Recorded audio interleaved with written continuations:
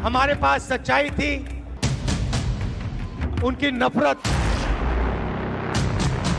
उनके भ्रष्टाचार, सारी की सारी ताकत को कर्नाटक की जनता ने हरा दिया। ಸಿದ್ದರಾಮಯ್ಯ ಎಂಬ ಹೆಸರಿನ ನಾನು ಕಾನೂನಿನ ಮೂಲಕ ಸ್ಥಾಪಿತವಾದ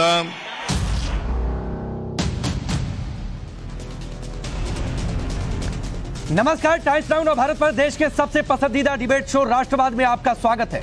आपके साथ मैं हूं राकेश पांडे। राष्ट्रवाद यानी देश से बढ़कर कुछ नहीं। क्या 2024 चुनाव से एक साल पहले ही विपक्षी एकता की हवा निकल गई है? क्या बेंगलुरु में कांग्रेस के शक्ति प्रदर्शन से आई तस्वीर ने 2024 से पहले ही मोदी की जीत तय कर दी है? यह आज का बड़ा सवाल है। लेकिन सबसे पहले आपको तस्वीर दिखाते हैं। कर्नाटक चुनाव में बंपर बहुमत वाली आज जीत हुई कांग्रेस की, और उसके बाद शक्ति प्रदर्शन की तस्वीरें भी सामने आई हैं। शपथ ग्रहण हुआ और इस शपथ ग्रहण में राहुल गांधी, प्रियंका गांधी समेत कांग्रेस के तमाम नेताओं के साथ विपक्ष के बड़े चेहरे जैसे नीतीश कुमार, सुखविंदर सिंह, एमके स्टालिन, हेमंत सोरेन, शरद पवार, तेजस्वी यादव समेत कई विपक्ष के बड़े नेता मौजूद रहे। और उन सबकी तस्वीरों ने एक संकेत देने की कोशिश की है कि 2024 में कौन सा साथ आ सकता है। लेकिन मंच पर विपक्ष के कुछ और बड़े नेताओं की गैर मौजूदगी ने विपक्षी एकता पर गंभीर सवाल खड़े कर दिए। मंच पर ना तो सबसे बड़े सूबे की एक बड़ी पार्टी के नेता अखिलेश यादव दिखाई दिए, ना ही पश्चिम बंगाल की मुख्यमंत्री ममता बनर्जी दिखाई दी, अरविंद केजरीवाल भी नहीं दिखाई दिए, नवीन पटनायक भी नहीं दिखाई दिए। और इन सबसे मुलाकात की थी नीतीश कुमार ने और यह कहा था कि भाई विपक्षी एकता होनी चाहिए। केसीआर भी नहीं दिखाई दिए, मायावती भी नहीं दिखाई दी। ऐसे में सवाल तो उठता है कि क्या एक अनार 100 बीमार वाली कहावत ने इन नेताओं को मंच पर आने से रोक दिया? मोदी के सामने विपक्ष का नेता कौन बनेगा? क्या इस एक साल ने विपक्ष को चुनाव से पहले ही हरा दिया? पहले सुनिए आज राहुल गांधी ने क्या कुछ कहा। उस कैबिनेट मीटिंग में ये 5 हमारे जो वायदे हैं ये कानून बन जाएंगे। ಆ ಒಂದು ಕ್ಯಾಬಿನೆಟ್ ಮೀಟಿಂಗ್ ಅಲ್ಲಿ ನಾವು ಕೊಟ್ಟಂತ 5 ಆಶ್ವಾಸನೆಗಳು ಕಾನೂನಾಗಿ ನಿಮ್ಮೆಲ್ಲರಿಗೂ ಬರುತ್ತೆ। जो हम कहते हैं हम कर दिखाते हैं। ನಾವು ನುಡಿದಂತೆ ನಡೆಯಂತವರು ನಮ್ಮ ಕಾಂಗ್ರೆಸ್ ಪಕ್ಷದವರು। सरकार का लक्ष्य जो हमारे किसान हैं, मजदूर हैं, छोटे दुकानदार हैं, युवा हैं, उनकी रक्षा करना और उनके भविष्य को सुनहरा बनाना है। ನಮ್ಮ ಸರ್ಕಾರದ ಗುರಿ ಇರತಕ್ಕಂತದ್ದು ರಾಜ್ಯದಲ್ಲಿರತಕ್ಕಂತ ರೈತರು, ಕಿರಾಣಿ ಅಂಗಡಿದವರು, ಯುವಕರು, ವಿದ್ಯಾವಂತರು, ಉದ್ಯೋಗಕ್ಕೆ ಹೋಗಂತವರು ಅವರೆಲ್ಲರಿಗೂ ಕೂಡ ನೆರವಾಗಿ ನಿಂತ್ಕೋಬೇಕನ್ನಂತದ್ದು। हम आपको एक साफ सुथरी नॉन करप्ट सरकार देंगे। नफरत को मिटाया, मोहब्बत जीती। ಇವತ್ತು कांग्रेस पक्ष तो राहुल गांधी को आपने सुना, मंच से उन्होंने वायदा किया कि जो 5 बड़े वायदे थे वो पूरे किए जाएंगे। कैबिनेट मीट में मोहब्बत की दुकान खुली है, लेकिन सवाल यह कि मोहब्बत की दुकान के जो अलग अलग किरदार जिनको जोड़ने की कोशिश हो रही थी वो इस मंच पर हाथ उठाकर एक साथ क्यों नहीं दिखाई दिए? 2019 लोकसभा चुनाव से पहले ही विपक्ष ने भी शक्ति प्रदर्शन किया था। तस्वीरें आपको दिखाता हूं। और तब भी जगह बेंगलुरु की ही थी जहां पीएम मोदी के खिलाफ पूरा विपक्ष एकजुट हुआ था। 2 तस्वीरें आपके सामने हैं आपकी टेलीविजन स्क्रीन पर। एक साल 2018 की है, तब भी जगह बेंगलुरु थी, विपक्ष ने शक्ति प्रदर्शन किया था। और एक तस्वीर आज की, आज भी जगह बेंगलुरु है। एक बार फिर विपक्ष ने शक्ति प्रदर्शन किया है, एकजुटता दिखाने की कोशिश की है, लेकिन कई बड़े नेताओं ने शक्ति प्रदर्शन से दूरी बनाए रखी। अब आगे बढ़ता हूं, इसको थोड़ा सा और एक्सप्लेन करता हूं आपके सामने, जिससे आपको पूरा परिदृश्य समझ में आ जाएगा। अब 4 तस्वीरें आपकी टेलीविजन स्क्रीन पर है। 2 तस्वीर मेरी दाहिनी ओर है और 2 तस्वीर मेरी बाईं ओर। दाईं ओर की तस्वीर में ऊपर के हिस्से में जो आपको तस्वीर दिखाई दे रही है यह 2018 की शक्ति प्रदर्शन की तस्वीर है। जगह बेंगलुरु थी जो तस्वीर में आपको पहले दिखा रहा था। तब भी शक्ति प्रदर्शन था, तब भी शपथ ग्रहण था। लेकिन 2019 में नीचे की तस्वीर देखिए, यह शक्ति प्रदर्शन किसी काम नहीं आया, विपक्षी एकता किसी काम नहीं आई, उसमें भी छेद हो गया और बीजेपी मोदी की प्रचंड बहुमत वाली जीत हो गई। अब स्क्रीन के बाएं हिस्से में आप आ जाइए। बाएं हिस्से में जो ऊपर की तस्वीर यहां पर आपको दिखाई दे रही है यह आज की तस्वीर है। शक्ति प्रदर्शन आज भी कर्नाटक में बेंगलुरु में शपथ ग्रहण, हाथ उठाकर नेता फोटो खिंचवा रहे हैं, लेकिन इस फोटो में कई बड़े नेता दिखाई नहीं दे रहे हैं। अब इसी हिस्से में नीचे में हमने बड़ा सा क्वेश्चन मार्क लगा रखा है, और बड़ा सा क्वेश्चन मार्क इसलिए है कि 2019 में जो हुआ वही कहीं 2024 में तो नहीं होगा। जो सवाल हमने आपसे पहले पूछा, अब आगे बढ़ने से पहले एक डेटा आपके सामने रखना बेहद जरूरी है, वो मैं आपके सामने रखता हूं और उससे आप बेहद ध्यान से देखिएगा। जो नेता और पार्टियां कांग्रेस के शक्ति प्रदर्शन में शामिल नहीं हुए थे, वो अगर 2024 के चुनाव में भी कांग्रेस से अलग राह पकड़ते हैं, यानी अलग लड़ते हैं, तो कितना बड़ा डेंट पहुंचेगा विपक्षी एकता को, या फिर विपक्ष के मिशन 2024 को, या फिर कांग्रेस के मिशन 2024 को आप कह लीजिए। अखिलेश यादव की बात सबसे पहले, 2019 के चुनाव में कुल वोट फीसदी जो यूपी में इनको मिला था वो 18% था। अरविंद केजरीवाल की बात ये भी मंच पर नहीं थे, आम आदमी पार्टी के सर्वोच्च नेता हैं, दिल्ली के मुख्यमंत्री हैं। 2019 में दिल्ली में आम आदमी पार्टी को 18.1% वोट शेयर मिला था। अब ममता बनर्जी की बात करिए, ये भी नहीं पहुंची थी आज मंच पर, और अगर 2024 यानी अगले साल अलग रहते हैं तो 39.5% 2019 के लोकसभा चुनाव में बंगाल में मिला था। उससे भी क्या कांग्रेस दूर रह जाएगी? सवाल नवीन पटनायक को लेकर भी है। बीजेडी को 2019 में ओडिशा में 44% वोट शेयर मिला था। केसीआर की बात कर लीजिए, ये तो बिहार भी होकर आए थे, उनकी पार्टी जो अब बीआरएस हो गई है टीआरएस से, 2019 में तेलंगाना में 41.37% वोट शेयर मिला था। मायावती की बात कर लीजिए, हालांकि ठीक है हाल फिलहाल में दिखाई नहीं देती हैं बहुत ज्यादा पॉलिटिकली, लेकिन वोट बैंक इन्हें मिला था 2019 में 19.6%। अब सोचिए ये बड़े नेता, इनका इतना वोट शेयर 2019 के चुनाव में, यानी इतने लोगों ने वोट दिया, इनको एक साथ अभी तो जोड़ नहीं पाए, और ये बेहतर मौका था एक साल पहले माहौल बनाने का, लेकिन माहौल बन नहीं पाया। अब वो सवाल आपके सामने रखता हूं जिनके इर्द गिर्द आज की डिबेट आगे बढ़ने वाली है। सवाल पहला ये होगा कि मोदी मैजिक के सामने विपक्ष का बुलबुला आखिर कब तक टिकेगा, क्योंकि वो एक साथ तो है नहीं। सवाल ये भी है कि 2018 वाली पिक्चर क्या रिपीट होगी 2024 में, क्योंकि 2018 में एकता, 2019 में कुछ नहीं हुआ, 2023 में एकता, 2024 में क्या होगा। सवाल यह भी कि राहुल ने केजरीवाल केसीआर को क्या वाकई किनारे कर दिया, क्योंकि हाल फिलहाल में मतभेद दिखाई दिए हैं।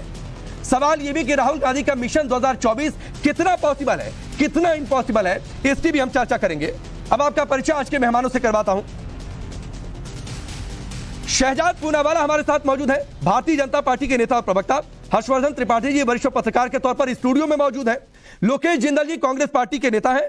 घनश्याम तिवारी जी समाजवादी पार्टी के नेता और प्रवक्ता, और मानव जायसवाल जी हमारे साथ हैं, टीएमसी के नेता और प्रवक्ता। लेकिन आगे बढ़ूं, एक और बड़ी खबर बता देता हूं, और यह बड़ी खबर एक और विपक्षी एकता की हवा निकालने वाली है। वो बड़ी खबर जरा फ्लैश करिए।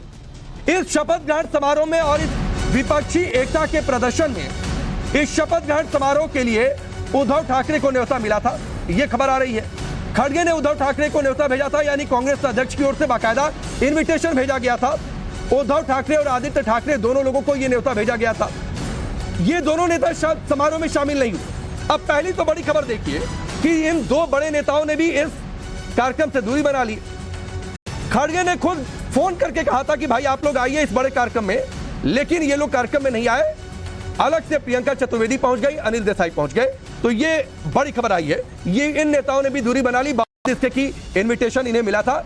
और जिन नेताओं की हमने तस्वीर दिखाई थी कि जो नहीं पहुंचे, उनमें से कईयों को इन्विटेशन मिला भी नहीं था, कुछ को मिला था, कुछ को नहीं मिला था। अब चलिए शहजाद पूनावाला, मैं आपसे शुरुआत करता हूं। आप तो खुश हो रहे होंगे कि एक साल पहले तस्वीर आपके फेवर में बहुत कवायद हुई, लेकिन सारे नेता एक मंच पर नहीं आ पाए। देखिए ऐसा है, वक्त की यारी तो सब करते हैं मेरे दोस्त, मजा तो तब आता है जब वक्त बदले और यारी नहीं।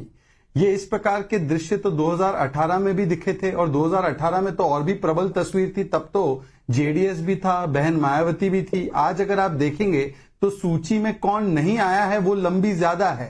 पिनराई विजयन नहीं आए हैं, उनको बुलाया नहीं गया। अरविंद केजरीवाल नहीं, भगवंत मान नहीं, किस प्रकार से जगनमोहन रेड्डी नहीं है वहां पर, केसीआर नहीं है। इसके अलावा ममता दीदी को इनविटेशन दिया गया, वो आने से नकार देती है। जिस प्रकार से आपने बताया उद्धव जी और आदित्य ठाकरे भी नकार देते हैं आने से, तो कहीं ना कहीं संदेश साफ है कि ये जो है केवल एक एजेंडा और अलायंस ऑफ कन्वीनियंस है। इसमें केवल एम्बिशन है, डिवीजन है, करप्शन के लिए एक साथ आना है, और टेलीविजन पर मोदी के खिलाफ ऑब्सेशन है, परंतु इनमें कोई मिशन और विजन नहीं है। और इसीलिए जो 2019 में इस प्रकार की सारी कवायदों के बाद भी जो हाल हुआ था, मतलब फोटो अब 2018 में पर 2019 में फ्लॉप, तो उसी प्रकार से अब चल रहा है। पर मैं केवल एक ही चीज कहूंगा राकेश जी, सबसे पहले तो ये सभी ब्रह्मांड के अलग अलग तत्वों को एक करने से पहले अपने पार्टी के अलग अलग तत्वों को एक कर ले। राजस्थान में पायलट बनाम गहलोत चल रहा है, छत्तीसगढ़ में बाघेल बनाम देव सिंह चल रहा है, हिमाचल में भी ये सुगबुगाहट तैयार हो चुकी है, इसीलिए वहां पर वादे पूरे नहीं कर पा रहे हैं कांग्रेस पार्टी। 1500 रुपए का वादा हो, 300 यूनिट का वादा हो, तो एक तरफ मिशन और विजन है प्राइम मिनिस्टर का जो डिलीवर कर रहे हैं। G7 से लेकर G20 तक आप देख रहे हैं कि विदेश नीति से लेकर कूटनीतियों और हर प्रकार से प्रधानमंत्री मोदी किस प्रकार से नेतृत्व दे रहे हैं, और दूसरी तरफ केवल एम्बिशन फॉर पोजीशन और डिवीजन है जो साथ में आने का प्रयास कर रहा है, परंतु ये साथ रह नहीं। शहजाद भाई एक क्रॉस है, फिर मैं लोकेश भाई के पास जाऊंगा। तो 2024 में आप लोग किसके ज्यादा भरोसे हैं, काम के, नीतियों के जिसका आप बखान कर रहे हैं, या विपक्षी एकता में जो दरार दिख रही है उसके ज्यादा भरोसे हैं? देखिए राकेश जी, हम तो हमेशा अपनी लकीर को ज्यादा लंबी करने की कोशिश में रहते हैं, और इसीलिए आपने देखा होगा कि हमारा लक्ष्य है 50% वोट शेयर तक पहुंचना, और ये तब पहुंच पाएंगे जब हम लोग करोड़ों लोगों को अपने सामाजिक जनकल्याणकारी नीतियों से छू पाएंगे। और अब वो हो रहा है। 12 करोड़ घरों में टॉयलेट पहुंचा है, 11 करोड़ लोगों के पास नल से जल पहुंचा है, 3.5 करोड़ आवास बने हैं, हाईवे दुगनी रफ्तार से बन रहे हैं, मेट्रो 5 शहरों में थी 27 शहरों में पहुंच गई है, 70 एयरपोर्ट बने थे, आज 70 और एयरपोर्ट उसमें 9 साल में जुड़ चुके हैं, 48 करोड़ लोगों के पास अपना खाता पहुंच गया है, 12 करोड़ किसानों को किसान सम्मान निधि पहुंची है। ऐसे कई चीज है जिसकी वजह से जो पिछले 9 वर्षों में 41 विधानसभा के चुनाव में 21 विधानसभा के चुनाव भाजपा जीती है, मतलब कि जनता ने। ठीक है, चलिए इन कामों पर अभी आगे चर्चा और होगी शहजाद भाई। मतलब कि लोकेश, लोगों ने हमारे काम पर भरोसा किया। ठीक है लोकेश जिंदल जी, आप अभी जोड़ नहीं पा रहे सर। एक मौका था शपथ ग्रहण का जेस्चर दिखाते हुए, साथ लड़ेंगे नहीं लड़ेंगे 1 साल में तय होता रहता, अभी आप जोड़ नहीं पाए। खड़गे जी फोन करते हैं उद्धव ठाकरे को, आदित्य ठाकरे को, वो भी नहीं पहुंचते हैं। देखिए अभी शहजाद जी कह रहे थे कि सड़क बनी, नल बनाया, घर घर में पंखे हुए, बल्ब पहुंचाया। वो नल तो है लेकिन नल में पानी नहीं है शहजाद जी। सड़क तो है लेकिन सड़क पे गाड़ी नहीं है। पंखा जरूर है, वो देखता हमको भी है, और वो पंखा भी आदमी को देखता है, लेकिन वो चलता नहीं है। देखिए जो आपकी नीतियां है ना, वो दिखती है लेकिन असरदार नहीं है। विफलता है क्योंकि कर्नाटका में नल में पानी पहुंचाना और बिजली पहुंचाना राज्य सरकार का काम है। अरे आप उनको बोलिए पहुंचा है। आप समझिए, सुनिए मेरी बात। एक प्यासे को पानी पिलाना हर मानव का अधिकार है, मानव का जवाब। सुनिए शहजाद जी, अरे शहजाद जी सुन तो लीजिए ना थोड़ा। देखिए थोड़ा सुनने का सब्र कीजिए। नहीं सुनिए लोकेश भाई, मैं एक चीज और कहता हूं, ये पानी वाली बात, पंखे वाली बात, बिजली वाली बात आगे करेंगे सर, 1 घंटे तक चर्चा है। मेरे सवाल का पहले जवाब दे दीजिए, ये एक साथ किसी को ला क्यों नहीं पाए आप लोग? फोन करते हैं कांग्रेस अध्यक्ष, वो भी नहीं पहुंचते हैं नेता। देखिए सब एक साथ है, ये एक ऐतिहासिक जीत है, और इस ऐतिहासिक जीत ने कई लोगों को जख्म दिए हैं, गहरे गहरे जख्म दिए, और काफी ज्यादा तड़प उठ रही है उन जख्मों से, उन लोगों को जिनको ये जख्म गहरे लगे हैं। देखिए मेरी सांत्वना है उनके साथ में, मैं उनका दर्द समझ सकता हूं, लेकिन मैं सिर्फ ये कहूंगा कि देखिए आप बहाने मत ढूंढिए, इस मलहम में मत लगाइए। देखो वो नहीं पहुंचा, वो नहीं पहुंचा, वो नहीं पहुंचा। नहीं ये दर्द जिसको होगा ये निश्चित तौर पर बड़ी जीत है, और वो तस्वीरें हमने दिखाई लोकेश भाई। आज भी शपथ ग्रहण सबने दिखाया, राहुल गांधी ने जो बोला वो सुनवाया भी। मैं पूछ रहा हूं, नीतीश कुमार सबके पास घूम रहे थे, नीतीश कुमार खुद पहुंचे, जिनके पास गए उनको अपने साथ नहीं ले जा पाए। ये एक साथ कैसे आ पाएंगे, मैं नहीं समझ पा रहा हूं। राकेश जी, कर्नाटक के चुनाव से पहले शहजाद जी कह रहे थे कि भाई 2 गुटों में लड़ाई है, और जिस दिन इलेक्शन का रिजल्ट था उस दिन भी 125 से 150 का तंबूरा बजा रहे थे। ठीक, लेकिन बाद में एक ऐतिहासिक हमें जीत मिली है और सरकार बनी है। अभी ये सरकार बनने के पहले कह रहे थे कि सरकार बनेगी ही नहीं, आज शपथ ग्रहण समारोह हो गया। फिर मेरे शहजाद लोकेश भाई, मैं फिर रोकूंगा सर, शहजाद भाई के साथ मैं 1 to 1 करा दूंगा, आप यहीं पर बात कर लीजिएगा। मेरे सवाल का जवाब अभी भी नहीं मिला। चलिए मैं आगे बढ़ता हूं, शायद आप जवाब तब तक सोच ले, एक टिप्पणी सबकी ले लूं। घनश्याम जी, बड़ी बड़ी बातें, आलोचना, ये कर देंगे वो कर देंगे, क्यों नहीं अखिलेश यादव पहुंचे? पहले भारत जोड़ो यात्रा से दूरी हुई और अभी भी नहीं पहुंचे। नमस्कार आपको, दर्शकों को और को पैनलिस्ट को। कर्नाटक में भारतीय जनता पार्टी की नाक कट गई है। प्रधानमंत्री जी ने जो बजरंग दल कहा और बजरंग बली कहा, जनता इस देश में राम है और बजरंग बली उस जनता के साथ है। जिस सरकार ने 9 साल तक केवल एक जुमले का वायरस दिया, चाहे वो नोटबंदी है, वो जुमले का वायरस है, नोटबंदी 2 लागू हुआ, जो अब चर्चा नहीं होगी, वो दिखाता है कि प्रधानमंत्री का अर्थशास्त्र का ज्ञान कितना कोरा है। चाहे जिस तरीके से दिल्ली में सुप्रीम कोर्ट के फैसले को ध्वस्त किया जा रहा है और संविधान को तोड़ा मरोड़ा जा रहा है, वो दिखाता है कि भारतीय जनता पार्टी कितनी अरे डरी ये हुई सब ठीक है, आप बीच में संविधान आपने नहीं, शहजाद मैं को बीच में नहीं बोल रहा हूं, मैं कह रहा हूं आप ही की बात को सेकंड कर रहा हूं, सब ठीक है। नहीं करूंगा अगर आप बीच में टोकेंगे। नहीं बहस नहीं करता। अरे मैं बिल्कुल टोक नहीं रहा हूं, बहस नहीं करता। मैंने आपकी बात पूरी सुनी, आप बात पूरी सुनिए, आधे वाक्य को मत टोकिए। ठीक, बोलिए। जितने आपके पैनल में लोग हैं उतने आप भारतीय जनता पार्टी के सहयोगी पार्टियों का नाम नहीं गिना सकते। मैं चुप हो जाऊंगा, आप गिना दीजिए जरा। जितने पैनल में इस लोग हैं एक तस्वीर दिखा दीजिए उतने लोगों के साथ। अरे मैं प्रवक्ता थोड़े नहीं हूं घनश्याम भाई, वो काम शहजादपुरा वाला का है। नहीं, मैंने तो सिर्फ एक सवाल पूछा, मैंने कहा कि सपा यूपी की बड़ी पार्टी है, शासन किया है, आप लोग विरोध में आवाज बुलंद करते हैं, तो मैं बस पूछ रहा हूं कि क्यों नहीं पहुंचे। सुन लीजिए, आप वो सवाल 6 बार पूछ चुके हैं, आपके दर्शक सुन रहे हैं, फिर भी जवाब नहीं मिल रहा है। जितने इस पैनल में लोग हैं उतने भारतीय जनता पार्टी के सहयोगी सदस्य नहीं है, और उससे ज्यादा पार्टियां हैं जिनके पीठ में इन्होंने छुरा घोंपा है। तो 2024 में भारतीय जनता पार्टी के पास देने को देश के लिए कुछ नहीं है। हम देश में एक प्रधानमंत्री चाहते थे, हमें क्या मिला? हमें मिला एक रेडियो।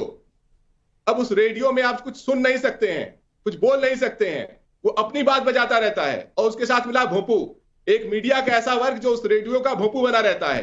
जब कर्नाटक में जनता ने उस मीडिया के भोंपू भी बंद कर दिया और उस रेडियो को भी बंद कर दिया, तो विपक्ष से पूछा जा रहा है कि आप साथ एक तस्वीर में क्यों नहीं आए?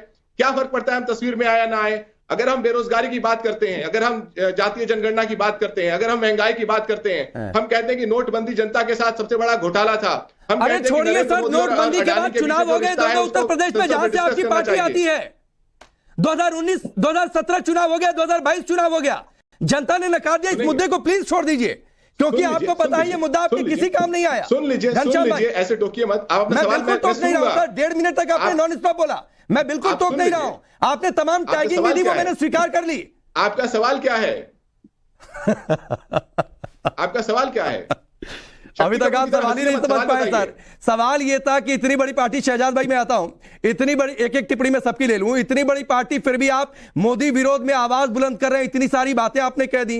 एक मौका था सर कि विपक्ष एकजुट होकर लड़ पाएगा कि नहीं लड़ पाएगा, वो आप नहीं दिखा पाए। आप कह रहे हैं ये साली बेमानी है। चलिए मैं आता हूं सर आपके पास, पहले एक एक टिप्पणी सबकी ले लूं।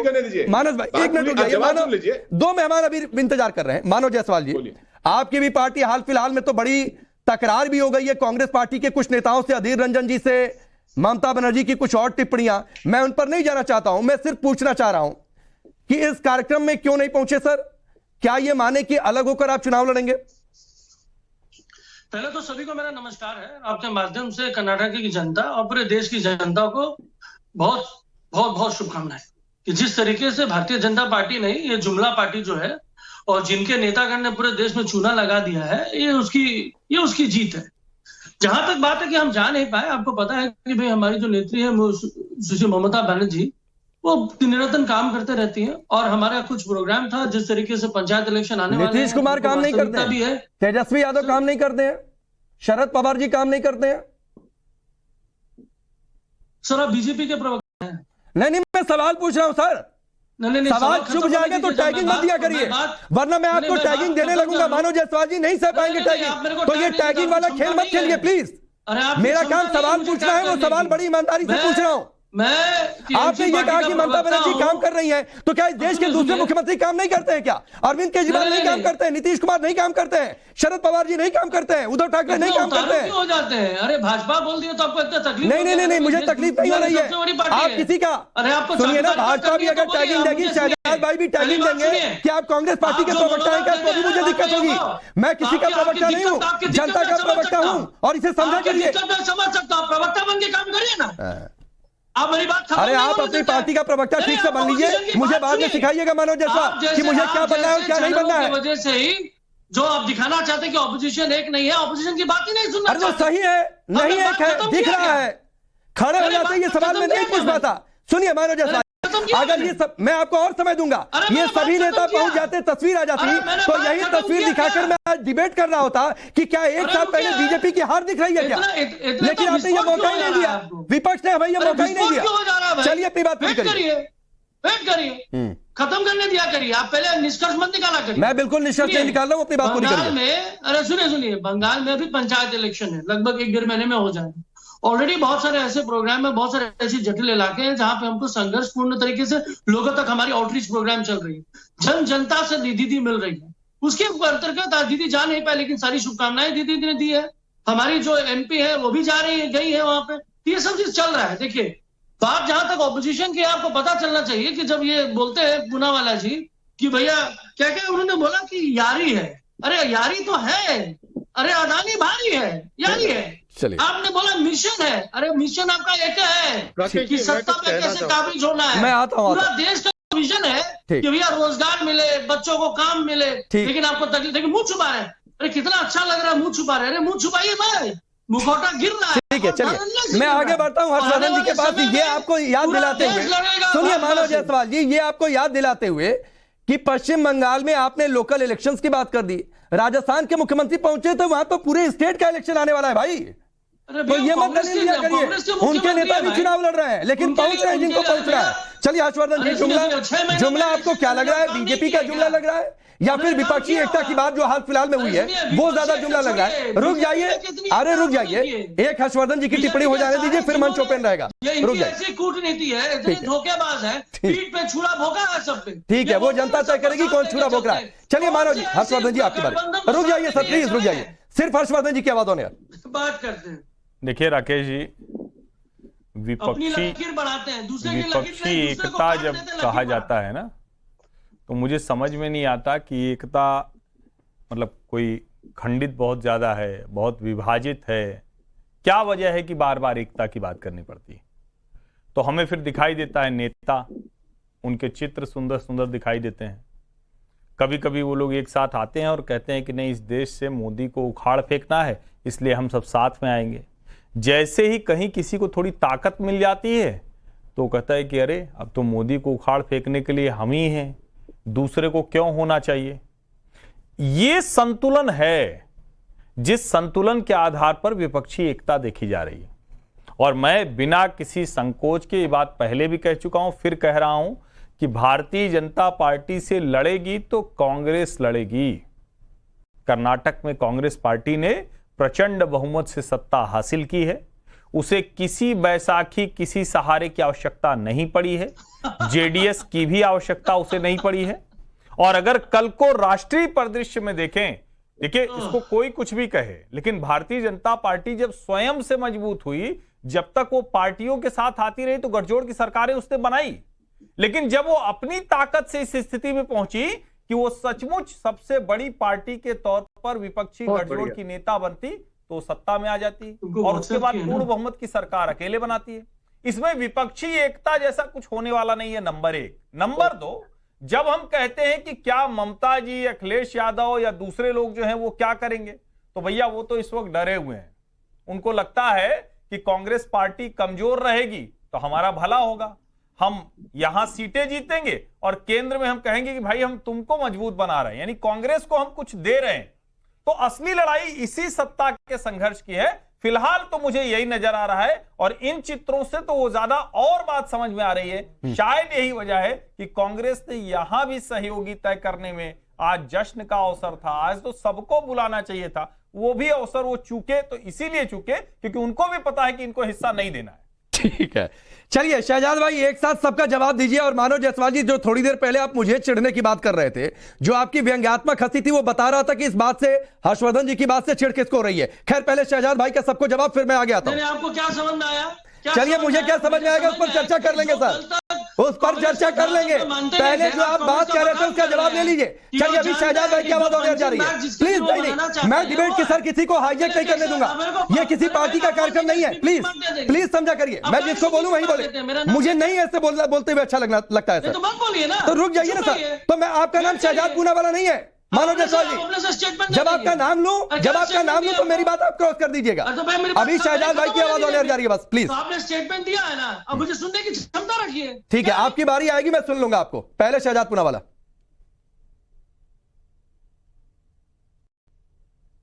देखिए ऐसा है, मुश्किल था रास्ता उस तक पहुंचने का, पहुंचा तो पता चला वो बुलबुला था पानी का। ये बुलबुले की तरह है। मैं 2-3 बातें रखना चाहता हूं। ममता दीदी को इन्होंने बुलाया, इन्होंने कहा ममता दीदी बड़ी व्यस्त थी। पर अधीर रंजन चौधरी ने शायद उनको त्रस्त कर दिया ये कहते हुए कि ममता दीदी को तो उनकी करप्ट सरकार को अब हराना है बंगाल में, हो सकता है उसकी वजह से वो न आई हो। अगर ऐसा नहीं है तो कांग्रेस बताए कि अधीर रंजन चौधरी का जो बयान 2 दिन पहले का वो सही है या गलत है। दूसरी बात, जहां तक हमारे घनश्याम जी ने कहा कि हमारी नाक कट गई कर्नाटका में, घनश्याम जी आपके कितने अंक कटे हैं 2014, 17, 22, 23 आजमगढ़, रामपुर और यूपी के लोकल पोल्स में? हर एक अंक का आप विश्लेषण और परिभाषा देना कि क्या क्या आपका कटा है। और जहां तक बात है गठबंधन की, तो एनडीए में तो 15 साथी है, शिवसेना है, आरएलजेपी है, अपना दल है, एनपीपी है, एनडीपीपी है, अजसू है, एसकेएफ है, एमएनएफ है, एनपीएफ है, एआईडीएमके है, आरपीआई, अठावले है। अब मुझे घनश्याम जी आप बता दीजिए कि यूपीए में आप है या नहीं है? चलिए जवाब घनश्याम जी। देखिए, जो नाक कटने की बात की, भारतीय जनता पार्टी को अब इससे इत्तेफाक नहीं होता कि नाक कटती है कि नहीं। जब हमारी देश की बेटियां जंतर मंतर पे बैठी हैं, आपका क्या उनके सांसद पे आरोप लगता है और हनुमान बन करके प्रधानमंत्री जेपी नड्डा, स्मृति ईरानी सब उनके बगल में बैठ जाते। किसके बगल में? जिसने 1000 बेटियों का शोषण किया उसके बगल में। किसके खिलाफ? किसके खिलाफ? जो बेटियों ने देश का गौरव बढ़ाया है उसके खिलाफ। जब भारतीय जनता पार्टी को इससे फर्क नहीं पड़ता कि उनकी नाक कटती है। जब सतपाल मलिक कहते हैं कि हमारे सीआरपीएफ के जवानों को इन्होंने जहाज नहीं दिया, प्रधानमंत्री पिकनिक मना रहे थे, और जब पिकनिक से बाहर आए और जम्मू कश्मीर के गवर्नर से बात करते हैं तो कोई मीडिया ने चर्चा नहीं की, तो प्रधानमंत्री ने कहा आप चुप रहिए। नाक उनकी कटती है, नाक उनकी कटती है। हो या नहीं हो? कर्नाटक में जाके कहते हैं कि हमारे पास 40% सरकारों को बचाने के लिए कुछ नहीं है, तो बजरंग बली का नारा देंगे और जनता उनके खिलाफ खड़ी हो जाती है। राकेश जी, तो बजरंग बली जहां खड़े हैं, जनता जो राम है बजरंग बली के साथ खड़ी है, और भारतीय जनता पार्टी की लंका ध्वस्त हो रही है। कहां ध्वस्त हो रही है? केरल में ध्वस्त हो रही है, कर्नाटक में ध्वस्त हो गई है, तमिलनाडु में ध्वस्त हो रही है। चलिए ठीक है, मैंने जानबूझ के छोड़ा हुआ था कि आप लोगों के बीच सीधे संवाद हो जाए। एक ब्रेक लेना है, आप सभी हमारे साथ बने हुए हैं, और जो सवाल शहजाद पूनावाला ने पूछा है और विश्लेषण ईमानदार करने के लिए हर्षवर्धन जी यहां पर हैं, और मैं तीनों पार्टियों से पूछूंगा, कौन कौन, 2 पार्टियों से माफ करिए क्योंकि एक तो खुद कांग्रेस है, यूपीए में ये रहेंगे कि नहीं रहेंगे, है या नहीं है। ये सवाल वाकई बहुत वाजिब है और पूछा जाना चाहिए आज की डेट में। सवाल जिस पर चर्चा हो रही है, और सवाल ये कि क्या 1 साल पहले ही विपक्षी एकता की बात हवा हवाई साबित हुई है। शहजाद पूनावाला का ब्रेक से पहले जो सवाल था, उसी सवाल को लेकर मैं जाता हूं। घनश्याम जी पहले आप जवाब दे दीजिए, सर यूपीए में है या नहीं है? देखिए, 2024 का चुनाव रेडियो बनाम प्रधानमंत्री का चुनाव है, जुमला बनाम जनता का चुनाव है, और रोजगार बनाम जुमलों का चुनाव है। तो मुझे लगता है कि ये उत्तर प्रदेश की जनता तय करेगी कि उसे रेडियो चाहिए या देश का प्रधानमंत्री चाहिए। वो सब ठीक है, मैं मान लिया आपकी सारी बातें। मैं कह रहा हूं कि किसके साथ हैं आप अकेले चुनाव लड़ लेंगे या यूपीए के अंदर रहेंगे कांग्रेस के नेतृत्व में? 2000 ये इस बात का जवाब प्रेस के सामने अखिलेश यादव जी ने दिया है, हमारे राष्ट्रीय अध्यक्ष ने दिया है। 2022 में जो हमारा गठबंधन था, उसी गठबंधन के साथ हम 2023 में भी चुनाव लड़ेंगे। मतलब यूपीए के साथ नहीं लड़ रहे। जो लोग इसमें दुर्योधनी, दुशासनी, रावणी हंसी हंस रहे हैं, वो तभी हंसते हैं जब जंतर मंतर पे बेटियां बैठती हैं। वो तभी हंसते हैं जब उनकी पार्टी की नाक कटती है कि नोटबंदी का 2000 रुपए का नोट फ्लॉप हो गया। वो तभी हंसते हैं जब बेरोजगारी 10 साल के। चलिए, आज की डेट में मैं एक एक टिप्पणी सबसे ले लूं जल्दी, फिर मैं घनश्याम भाई आपके पास आ जाऊंगा। नाक कटती है, घनश्याम भाई मैं आपके पास आ जाऊंगा, प्लीज। ठीक, आज की डेट में क्लियर नहीं है समाजवादी पार्टी की क्या होगा 2024 में। मानो जायसवाल आप बताइए, यूपीए में है या नहीं है? पहले तो मैं आपको अवगत करा दूं, बहुत लोगों को हंसी आती होगी, लेकिन एनडीए भी उस विस्तार में एनडीए है नहीं, पता है ना। एनडीए में अरे वो छोड़ दीजिए, एनडीए है नहीं है, मैं तो उसकी बात ही नहीं कर रहा हूँ, मैं आपकी बात पूछ रहा हूँ। पेशेंस कहाँ रहती है आपकी? धैर्य की शक्ति यही है सर, यही है, यही है सर, आपके पास नहीं है। नहीं तो सीधे सवाल का जवाब देते हाँ या ना में बहुत सिंपल जवाब था। चलेगा यार, ऐसे कैसे चलेगा डिबेट? बैठिए ना, रूम में रुकिए, मैं बता रहा हूँ।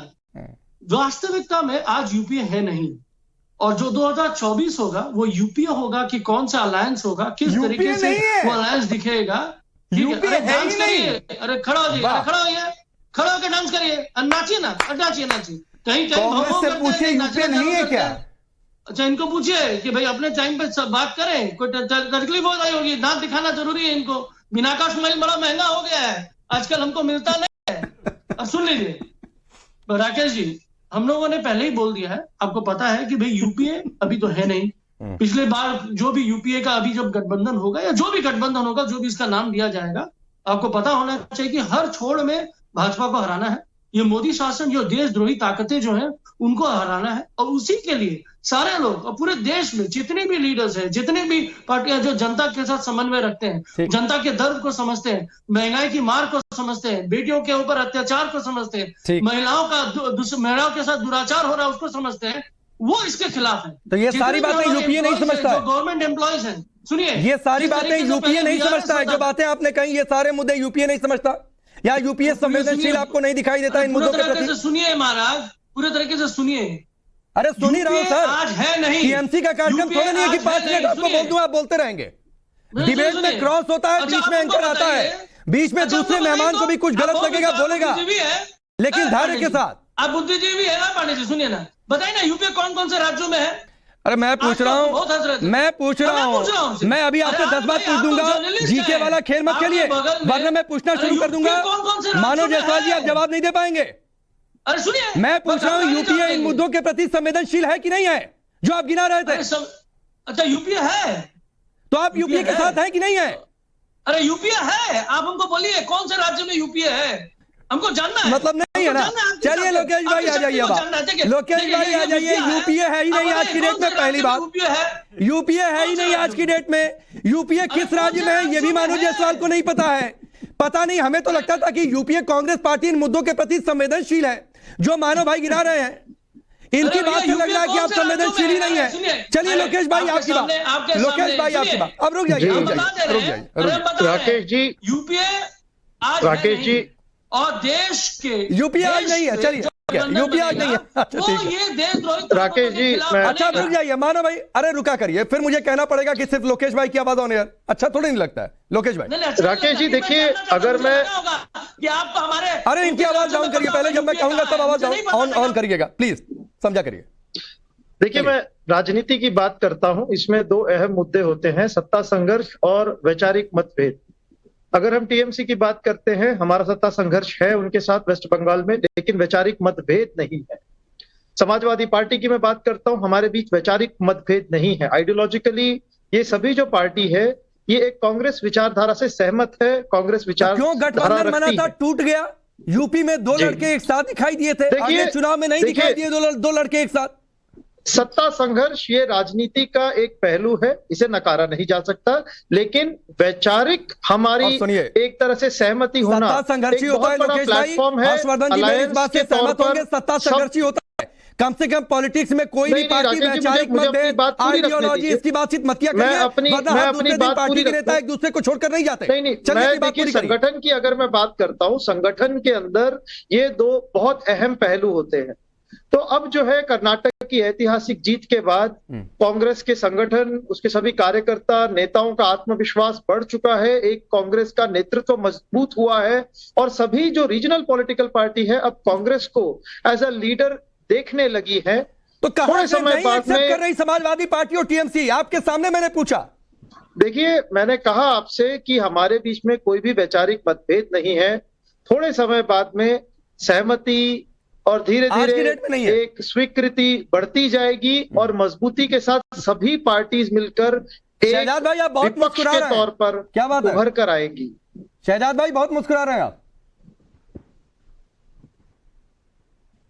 इसलिए मुस्कुरा रहा हूं कि यूपीए की अध्यक्षा आदरणीय सोनिया गांधी जी है, जिसके अस्तित्व को टीएमसी ने नकारा है, और ये यूपीए, एनसीपी ने कहा कि यूपीए है, हम उसका हिस्सा है, पर टीएमसी ने आज आपको बहुत बड़ी ब्रेकिंग न्यूज दी है। मुझे नहीं लगता कि टीएमसी ने इससे पहले ऐसा स्टैंड लिया है कि उन्होंने यूपीए को मृत घोषित किया है। मानव जायसवाल उनके राष्ट्र प्रवक्ता है, वो कह रहे यूपीए है ही नहीं। तो नव भारत को एक बहुत बड़ी खबर मिली है, समाजवादी यूपीए से दूरी रखती है, टीएमसी कहती है यूपीए है ही नहीं, और ये विपक्षी एकता है। शहजाद जी, मैं जवाब देना चाहूंगा, टिप्पणी हर्षवर्धन जी की, फिर जवाब दीजिएगा शहजाद भाई को। 1 मिनट रुक जाइए, मानो जी मैं सीधे आप ही के पास आऊंगा। एक टिप्पणी हर्षवर्धन जी, ये मैंने सीधे से सवाल पूछा था, आपको लगता है कि कभी एक फ्रंट पर, क्योंकि सबकी अपनी एस्पिरेशन, सबकी अपनी महत्वाकांक्षा, कभी एक मंच पर आ पाएंगे इधर? नहीं, यूपीए निश्चित तौर पर है, और अगर यूपीए नहीं होता तो जिन दलों के साथ आने से टीएमसी को भी संकट हो जाता है।